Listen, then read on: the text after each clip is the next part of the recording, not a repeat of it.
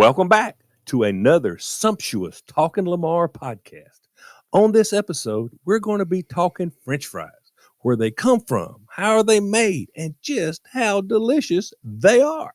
What are you talking about? What are you talking about? Sorry, I forgot what I was talking about. What are you talking about? I am talking to you. That's just what I was talking about. It's Talking Lamar. I know they teach a lot of things at school, math and English and history, a lot of history, but I'm afraid they might have missed an important lesson, the history of a beloved culinary treat that has been a huge part of my life and millions, maybe even billions of other people all over the world. Europe didn't know what a potato was until the 16th century. Spanish forces brought potatoes back from Peru. Now, Spain controlled a big area, and part of that is what is now Belgium, so they were some of the first Europeans to eat potatoes. In the 1700s, Belgians fried very small fish for their meals. But when the rivers froze over, they couldn't get the fish. So they sliced the potatoes thin, just like the fish. They fried it and ate them. Now, the Belgian soldiers introduced the fried potatoes to French soldiers during the Franco-Austrian War. Potatoes were a hard sell in France. It was considered edible only for hogs. A French pharmacist, Antoine Augustin Parmentier, who was also a farmer, was a big fan of the potato. He introduced it to Benjamin Franklin, Marie Antoinette, and some more aristocrats. I'm thinking maybe had Marie Antoinette said, let them eat taters instead of cake, she might have stayed out of the guillotine. But she didn't. Now, Parmentier had a potato patch, and he hired guards to surround the patch and guard it so that people would think that what was in the patch was very valuable. What a marketing genius. He told the guards to go ahead and accept bribes and then let the people steal the potatoes in hopes it would catch on. But the snooty French refused to accept that lowly potato until the famine in 1785, and they were glad to eat anything. So over the next 20 to 30 years, chefs in Paris started cutting the potatoes into strips and frying them. They called them frites, and they became very popular as a street food and had vendors selling them around on the street. It seems that the term French fry was reportedly first used in this country when Thomas Jefferson requested potatoes in that French manner at the White House at a meal they had in 1802. By 1856, the term French fry was being seen in print and in cookbooks. And during World War I, American soldiers stationed overseas, they took a liking to French fries. And when they got home, they couldn't find them. That was a new favorite snack they'd been eating for the last couple of years, but they couldn't find them. White Castle started offering French fries with their hamburgers. Now, French fries, they're the perfect fast food industry side because the condiments on the burgers, the ketchup, the mayonnaise, the mustard and such, are perfect dips to drag the fries through. Now, for me, you can add honey mustard, not ranch dressing, I hate that, Thousand Island, and even milkshakes. People will dip fries in milkshakes. You're only limited by your imagination. Now, Canadians, they put fries on a plate, they add cheese curds, they cover it with gravy, and they call it poutine. And, of course, Outback cheese fries, world famous. But let's go ahead and skip ahead and talk about the king of French fries, McDonald's. When the McDonald's brothers had one hamburger stand, they bought their fry oil from Interstate Foods. And partially hydrogenated vegetable oil was the perfect cooking oil for fries. But the equipment was too expensive for Interstate because they were a small operation. So they provided a blend of 7% vegetable oil and 93% beef tallow. That way, they could extend the oil's life, but they wouldn't have to buy the costly machinery.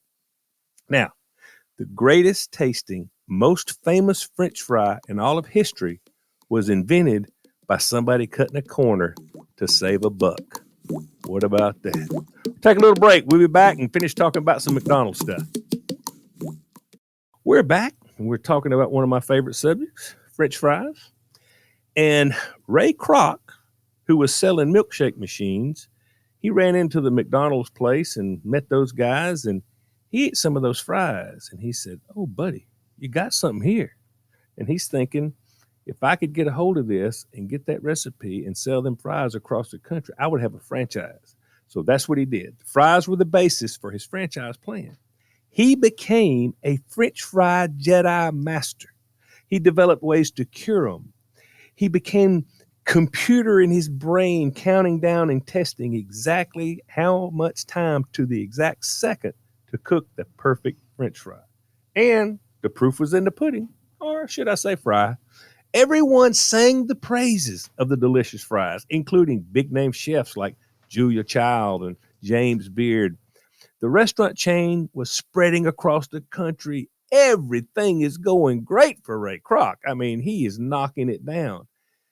But in 1966, a big-time businessman named Phil Sokoloff, he had a heart attack at the age of 43. Because of his heart attack, he was ticked about that evidently. He founded the National Heart Savers Association to campaign against cholesterol and fat. His main target? McDonald's, especially their fries. In a few decades, I mean, this was his whole reason for living. He spent over $15 million attacking McDonald's with full-page newspaper ads saying how dangerous it was and how it was killing people. Finally, in 1990, the company announced that they would replace the beef tallow with 100% vegetable oil. The next day, McDonald's stock dropped 8% right off the bat. The new fry didn't cut it. The secret to the greatness of the original flavor was the beef tallow. And the crisp, crunchy outside and soft inside was no longer the same. And it turns out the new fries, they were not really any healthier, and they tasted terrible. The trans fat in the hydrogenated vegetable oil had their own serious health risk. Okay, got to change it again. Now they've got a third version of the French fry cooked in vegetable oil with less trans fat in 2007. A lot of people said at that point, why don't you just go back to the original? Because if you want a health food, eat a salad, okay? You're eating French fries. This is, there's nothing good for you here except the taste.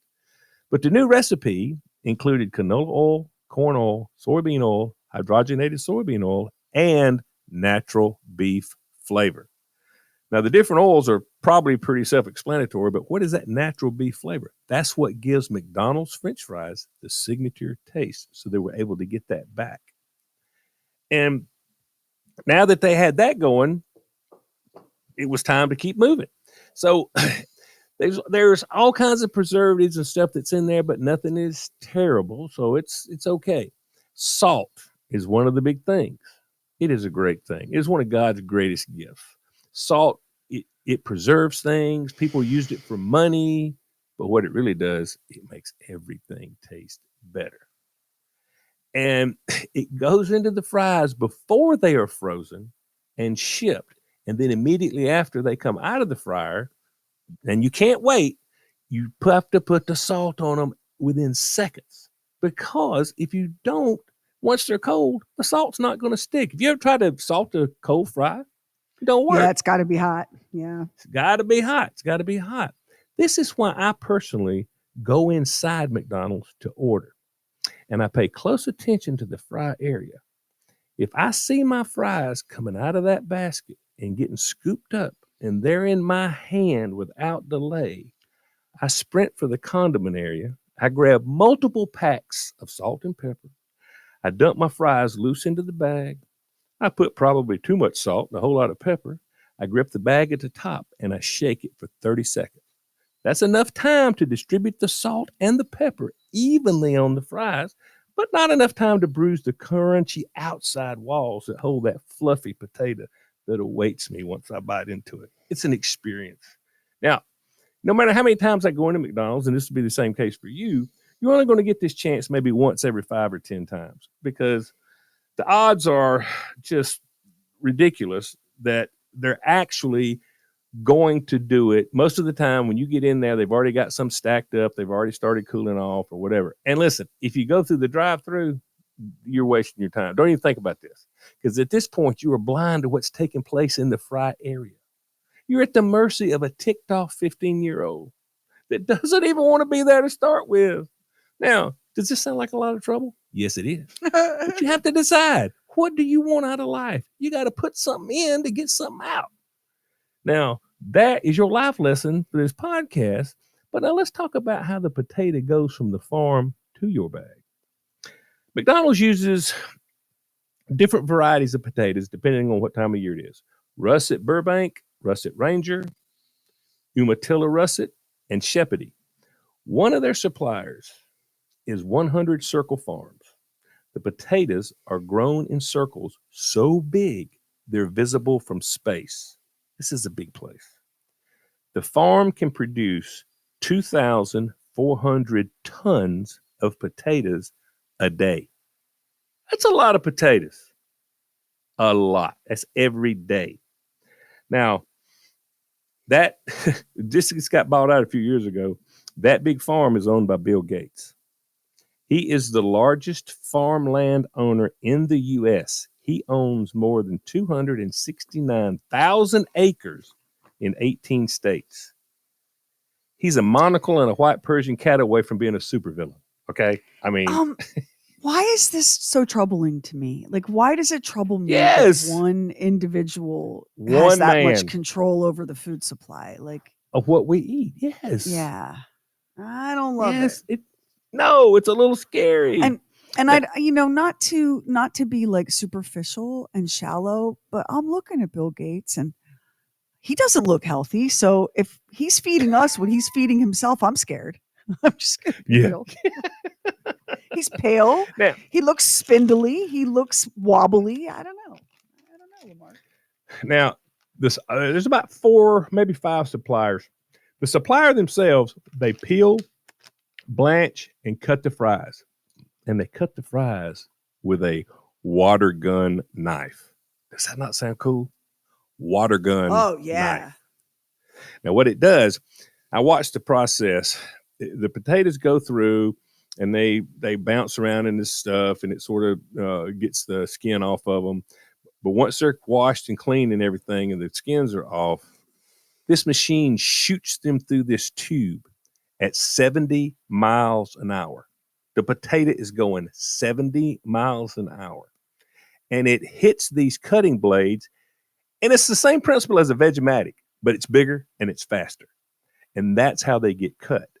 Now, once the fries get cut, they go into the ingredient dip, which ensures consistency in color and taste. That is why no matter which McDonald's you go to, the fries taste exactly the same. Then the fries are dried and they're partially fried. Now, the first frying gives the potatoes the crispy outer shell, and the rest of the frying is done at the restaurant. But this is also while you see some people that are complaining about McDonald's fries having all these ingredients, whatever, the potatoes are double fried. So the vegetable ingredients may be listed twice. So it's really, there's not that many ingredients. The partially fried fries are then frozen and delivered to McDonald's. They're freshly fried to order and supposedly salted to perfection. But again, this is subject to who's running the fryer, their work ethic, and their mood.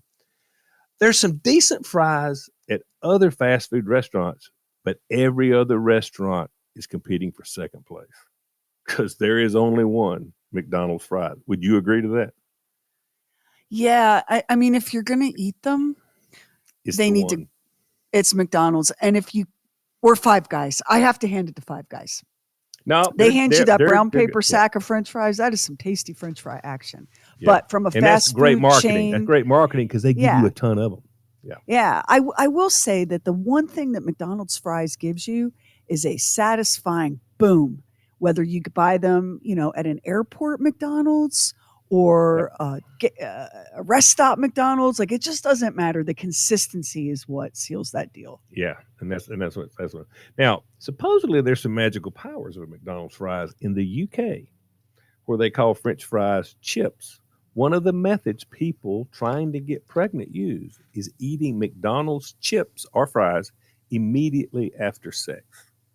Now, the internet explains The belief is that the high salt content in the fries helps with fertilization because it prompts your body to soak up extra fluids. I'm not really sure if it helps, but it dang sure don't hurt. I mean, you know what I'm saying? I mean, that's a pretty tasty treat there after sex, I guess. You know, I'm kind of a science nerd. I ain't never heard this know-how, but Well, any excuse is fine by me. I get it. now, McDonald's states that their beef flavor contains both hydrogenated. Nope, this is a new one. No, this is a new one. Hydrolyzed. God bless you. God bless you. That's exactly what it is. Wheat and hydrolyzed. Say it again, Sherry. Hydrologized. Yeah, okay. All right.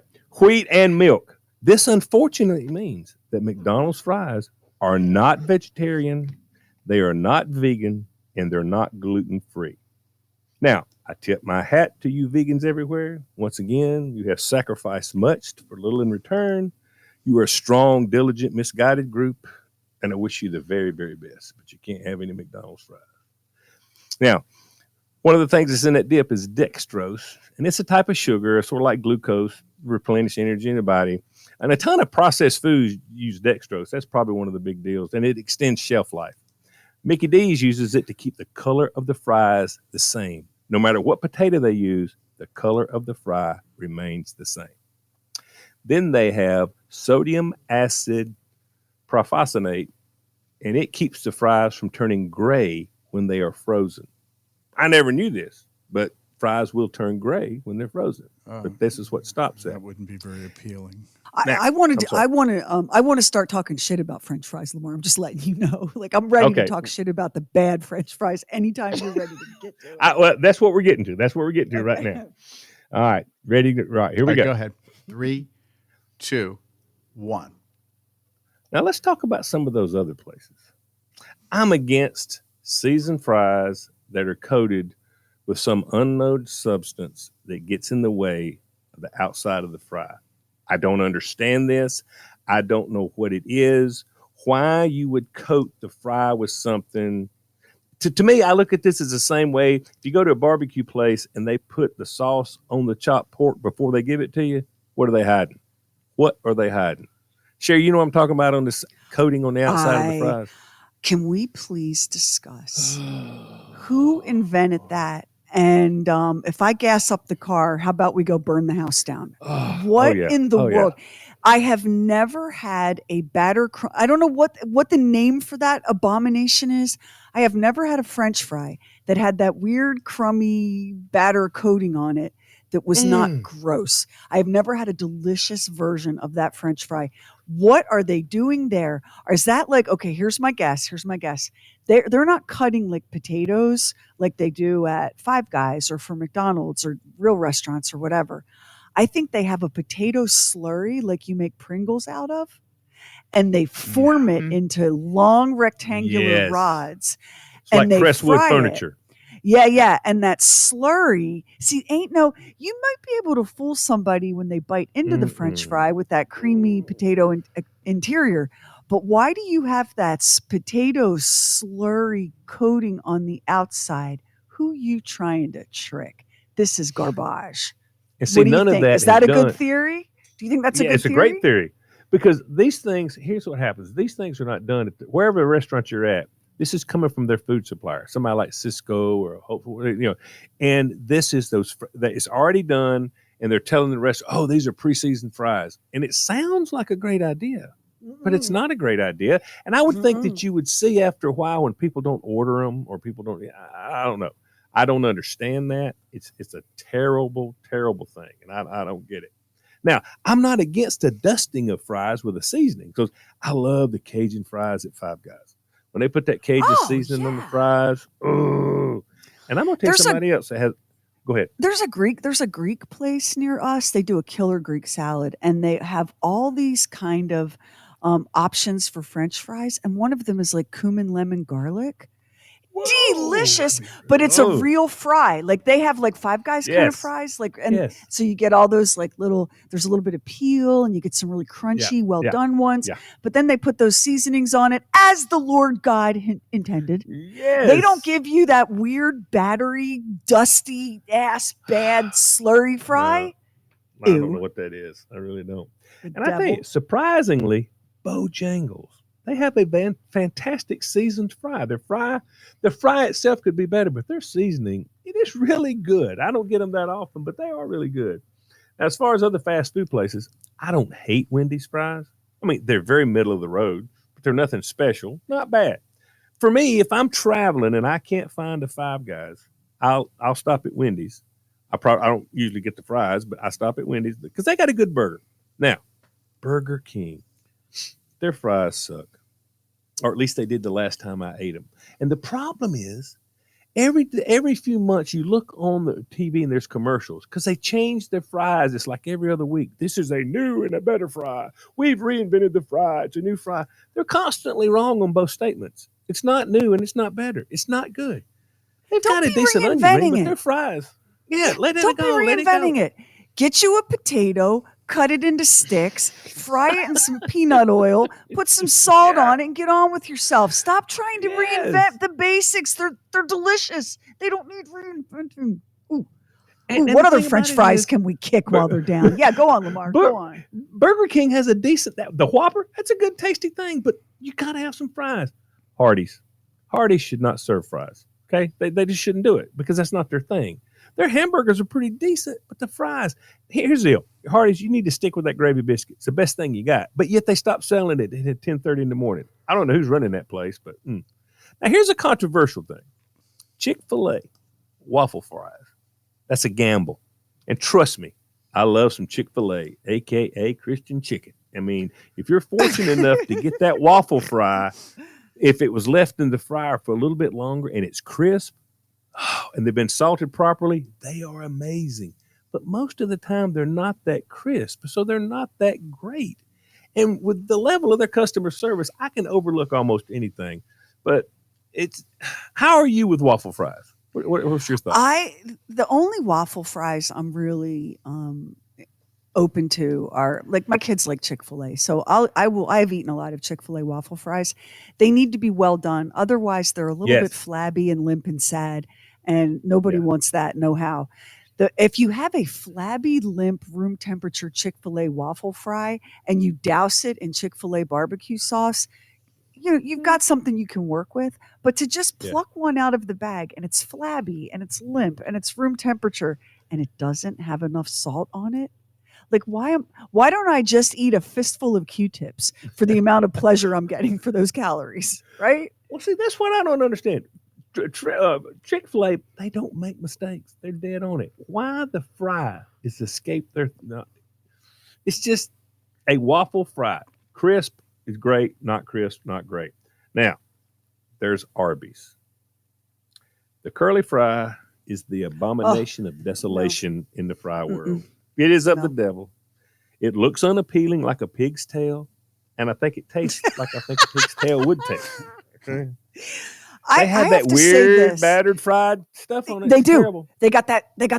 And I often puzzle over an Arby's curly fry because I'm like, I think you're a slurry fry, but they made you in the curly shape, which feels like they went to some extra steps and expense. Yeah. So how about you take that, stick it where the sun don't shine, give me a decent French fry. How about that? No, How about no that? Hey, Have you ever had a good curly fry? Ever? No, I was fixing to say it's not just Arby's. I've had curly fries like at a barbecue place or something like that, and they go, "Oh, we got curly fries." They can never get crisp. There's no such thing as a crisp curly fry. It's a spongy spring. That's all it is. It's no good. Mealy. Arby's is it's a dusty, crumbly, mealy, greasy thing. Ew. Yeah. I mean, they're without a doubt the worst retail fry on the market. Now, Arby's got excellent sandwiches, but they need to get serious about these fries, man. And now, if we're talking about atrocities, I don't want to leave out the words that should strike terror in the heart of any true French fry lover's heart. Steak fries. Oh, no. Okay. All right. Listen. Steak fries. Listen, I don't know who invented that, and I know that person is dead, and he was probably a cook on a cowboy chuck wagon whose nickname was Cookie, and he was doing what he could to work with what he had, but that should have gone extinct. I have never had a good steak fry. They are always flabby and sad. I have never had a crunchy, delicious steak fry ever, See, ever. here's the deal. Fries are fries because the salty, crispy outside gives you a wonderful texture experience right before you enjoy the soft, hot potato inside. Steak fries, they have none of that. It's just a lot of potato and no crunch. It's nothing more than a potato wedge's poor cousin trying to act like it's got money. It's a scam. It's no good. If you're going to order steak fries, just get a baked potato. At least that's an actual thing. Thank because you. steak fries are not a fry. Don't do it. If you want, Do you know what the I worst don't get part of steak fries for me is? Steak fries for me are a lot like my dating life. It's in front of me. I know how it's going to end. But maybe this time it's different. Maybe I poke around on the plate. One of these sons bitches had to have been properly cooked and be a little bit crunchy. Just the law of averages tells me one of these Yeah. steak fries had to get properly cooked.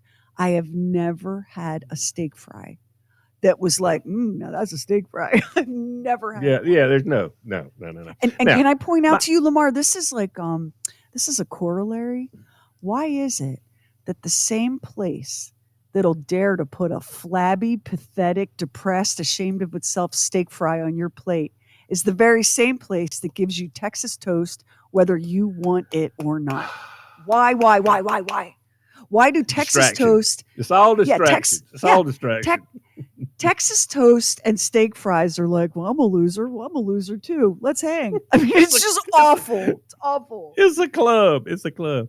Now, my favorite at-home fry is a frozen crinkle cut. No brand name, no oven bake, no additions, just plain crinkle cut. No muss, no fuss. And normally at home, I'm not big on fresh cut fries most of the time because, they're hard to get right. And I'll do them at home, but it takes a lot of time because you got to take a russet potato, you got to scrub it. You don't really have to peel it, so that's cool. But then you slice it and you put it in a bowl. You fill that bowl up with water. And you got to put a little lemon juice in there so they don't turn brown. Now, you got to let them sit in the fridge for at least 3 hours. And most of the time, I'll do it the day before. I'll let it sit all night. Yeah. And then pour them out, rinse them. Then you got to dry them. You got to spread them out on some paper towel. And you got to dry them. And you hit that vegetable oil at about 400 degrees and fry them for about a minute. No, not over a minute and a half. Pull them out, put them back on the towel. You got to let them cool for 30 minutes. Then you got to go back and do it again. But buddy, And if you go through the trouble, it's worth it. it is.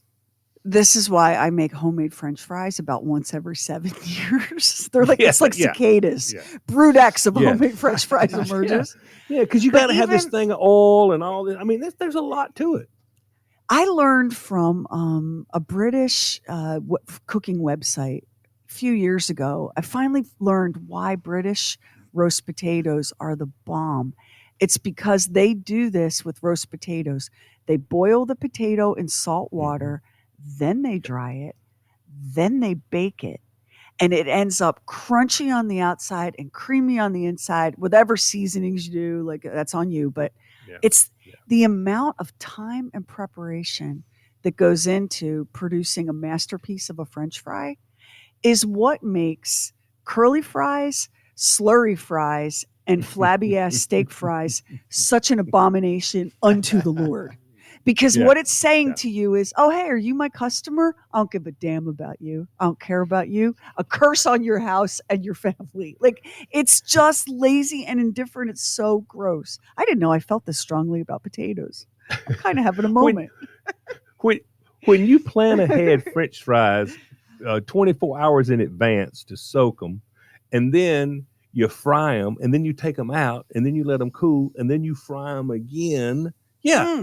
It's a lot of trouble, but again, you got to put something in to get something out. And once you've had that perfect fry, whether it has been attained by retail or homemade, what you dip it in is very important. Now, are you a ketchup dipper? Um, I so it's the only place ketchup is allowed in my life. Is I'm a dipper, not a. When I see people squirt ketchup across a serving of French fries, like Oh, I don't get it. I don't get it. I don't get it. I don't get it. it makes me think of like, oh, well, maybe you're one of those human-like aliens that walks among us. Because what the hell did you just do? So, Yeah. but if for me to dip a French fry in ketchup, first I have to add salt and pepper to the ketchup, and then use a French Yes. fry to stir it up, and then I can dip it. Yeah. Yeah. You? I can't believe that people are putting them on the ketchup on the French fries because that You've seen makes it, the French though. fries soggy. Yeah, I don't you've understand seen why would you do that. I'm such a purist. I believe it should be the fry and salt, and that's it. Because if the French fry is good enough, we don't need to be dipping it in anything else. I know, and I don't disagree with that. I really don't. But now I do dip. I enjoy a lot of things. Honey mustard, I like that pretty good. I know this sounds crazy. Thousand Island dressing, that's pretty good with onion rings, maybe French fries too.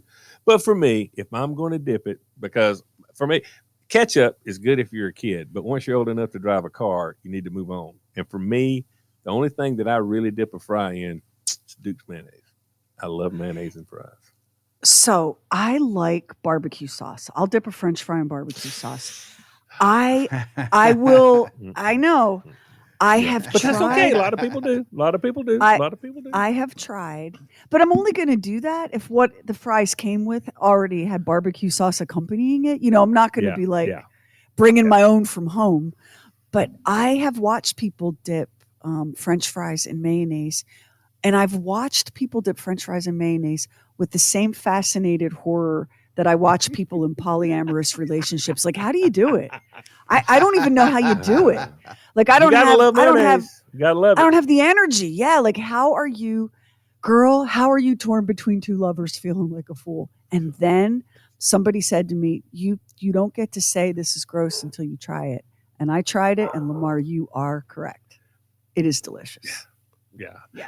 I mean, let's see. The way you're talking about that is the same way I look at it when somebody dips it in ranch. I'm a ranch hater. I'm an absolute ranch hater.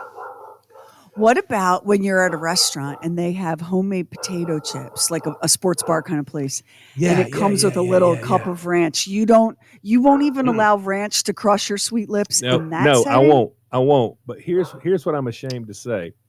They a couple of different places when you see something that says spicy fry sauce or whatever. I mean, I mean, that's pretty good, and I love it with those chips, the spicy fry sauce. Come to find out, it's ranch dressing with hot stuff in it. And so I just try to pretend I don't know that because I do like that pretty good. I mean, I really do. I really do. But listen, this is like everything else with food for me. There's always a best way to do everything, especially food. Now, I think we've rolled these fries over the coals, the people that's good, the people that's bad, and whatever. But I don't know about you, but I'm hungry now. We've been talking about these fries for so long. So I do want to thank everybody so much for taking the time to hang out with us. And I hope you know more about fries than you did before you started. We enjoyed it. Hope you did too. Don't forget, come back for more because I hate a quitter. Till next time.